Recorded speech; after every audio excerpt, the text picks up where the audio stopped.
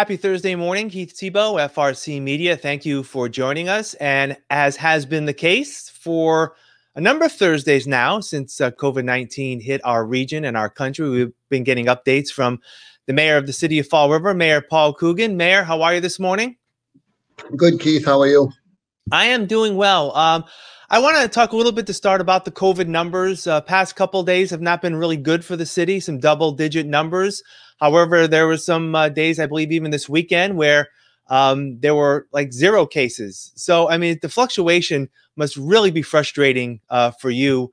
And, you know, people from the outside seeing it may be equally as confused. It's very confusing. I do remember back in whatever it was, March or April, when we were getting 50, 70 a day. So double digits now is still unsettling, but I believe increased testing, the holidays did trigger a jump in our numbers. We do have to keep an eye on it. I haven't been down to the Board of Health yet today, but I will be shortly.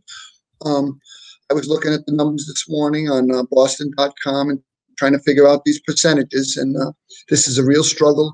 But if people continue to practice social distancing, wear a mask, and work with us, I'm sure Fall River is going to ride this out. We're still in 100% better shape than some of our like-minded towns and cities in the Commonwealth. So we'll stay with our numbers. I'm not looking to trade with anybody.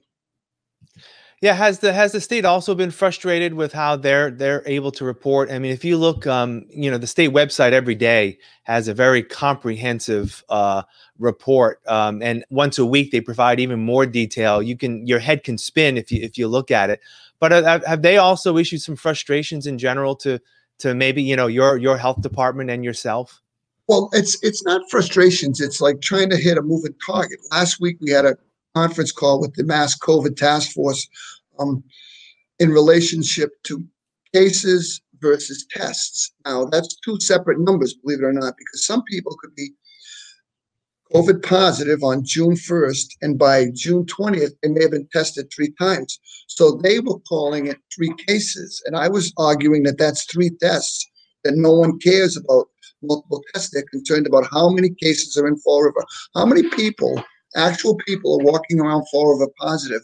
I tried to strengthen my argument by saying that's all people in Fall River care about. They don't really care how many people, how many times some individual has a test. And I think that their numbers in in Boston.com this morning reflect a different kind of reporting where they delineate between tests and cases.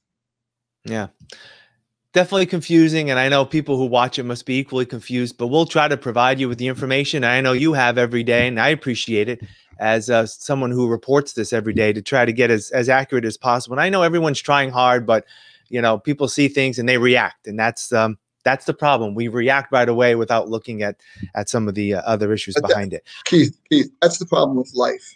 If you listen to things, sometimes at first blush, you're mortified, or you're just, you know, ready to fly off the handle. You have to sit back, even when you're angry, and think about things for a little while. And then going forward, it's much safer and probably much more accurate than what you want to do when you first hear something. Yeah, absolutely. Well, some good news this week in terms of activity at our city parks. Basketball hoops were returned to the city parks starting on Monday. Have they all been back up? Do you know what the status of them all being back up? I think they should all be up by now. I was at Maplewood Park last night watching a couple of 3-on-3 games. I went by to see the Little League players. It was nice to see activity in the park. I think the kids need that. I mean, that's the balance that you have to weigh when you're sitting where I am. We have COVID, a disease that's haunting the entire state of Massachusetts, versus children's mental health and their ability to get outside and interact with others. I happen to be somebody with an education background, so I know how important that is also. You can't just continue to tell people no, no, no, no, no, and not expect some ramifications. So I looked at Quincy, I looked at Cambridge, Swansea had the hoops up. I said, let's give it a try. I mean, if something goes sideways and we have to take them down, so be it. The kids had a few days of basketball, but at the same time, I hope it works out, and I hope kids get to have fun with their friends, and it gives them an activity and keeps them busy. How is that activity being monitored? I mean, you mentioned this 3-on-3, which is actually, you know, a pretty good number in terms of basketball. How is it being monitored in the event that, you know, we're seeing that there's, you know, 20, 25 people at a court? Well, it's extremely difficult to monitor. We probably have 10, 12, maybe more courts around all over the city. We're trying to stress the message of social distancing. Wear a mask when you're, you know, not playing, and be smart, but it is extremely difficult. But as somebody who saw the pictures from Horse Neck Beach on Sunday, where there was 3 people on a blanket and the blankets were touching all over the beach, with thousands of people, if we can trust them to go to the beach, we can trust them to play basketball. I do hope, Right. though, that the people that are playing will start policing the courts a little better. We're asking for your cooperation to throw away your Gatorade bottle or your water bottle when you're done playing, pick up your trash. If you could police the parks, that would help me. I got to take a ride today out to Kennedy to see what that looks like. But again, we want people to help us. We do want people to have fun. I watched baseball games last night, Little League. Kids are still high-fiving. They're sharing a ball. There's danger in everything we do in society right now. But if you're smart and you keep your hands away from your face and you try to do your best to social distance, hopefully, like I said, we can ride this out. I want to get to a couple of city issues. The city council met this week. They passed the August appropriation, so allow the city to be funded for the month of August to cover the expenses there. The legislature's still working on its budget. Are you still hopeful that the city council will get a full fiscal budget when they meet in August? I'm very, very hopeful. I have a meeting on Friday with all of our local delegation. We'll try to meet semi-regularly to get around and kick around some ideas. We'll find out what the timeline is on this. I was told that it was going to be middle of July, and I was told July 15th, but we didn't get any numbers yesterday. So I got to believe they're going to be coming out any day, and then we can start to put a budget together. Yeah. One other item, there was some transfers to sort of clean up fiscal year 2020, and a lot of people get confused about what they're reading or what they're hearing about what these transfers were. Something that's important to note is that once a fiscal year closes, any money that may be left over in a budget cannot be forwarded to the next fiscal year. And there was a transfer from the police department to community maintenance that brought some ire of some community residents. The city council seemed to be up to date in terms of what that really meant. You know, there was talk about the mayor's defunding the police, and that was not the case, correct?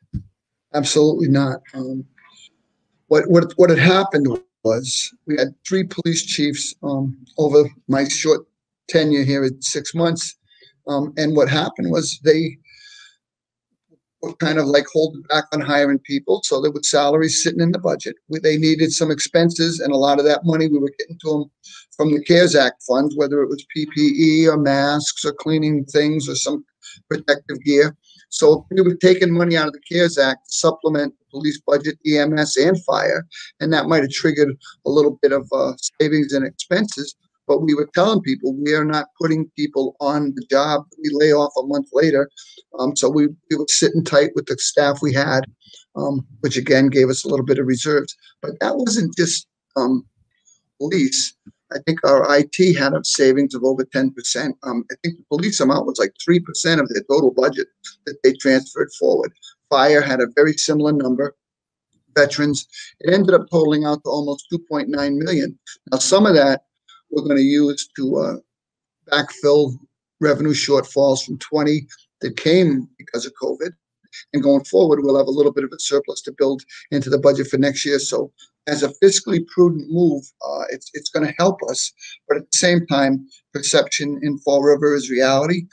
I can assure people that we're going to take very good care of our public safety to the best of our ability. And I am not funding any police or fire or EMS. Those people are on the front lines.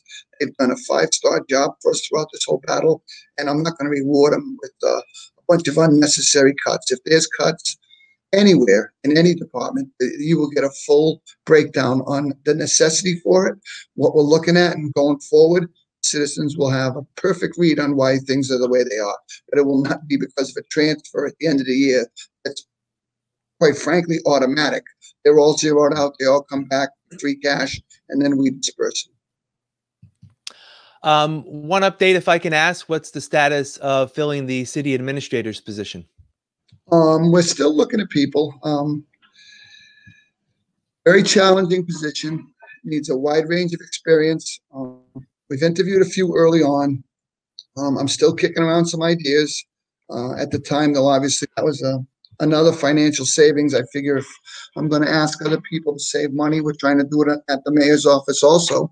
And again, we're doing the best we can. It's been almost a one-topic city for a while here with COVID overwhelming anything. Obviously, we're doing everything else, but COVID really takes front and center on a lot of this stuff. So we'll keep moving to find the right candidate, and if we do, we'll bring them on. Is it your intention that the position will be filled? I mean, some people may say, you know, Mary Sahadi has sort of been in that dual role. I'm sure it's extra work for her, but is there any, you know, possibility that you may just say, listen, let's not fill it and keep it the way we are for a little while longer? Yeah, well, Mary's been pitching in on the finance side and the city side.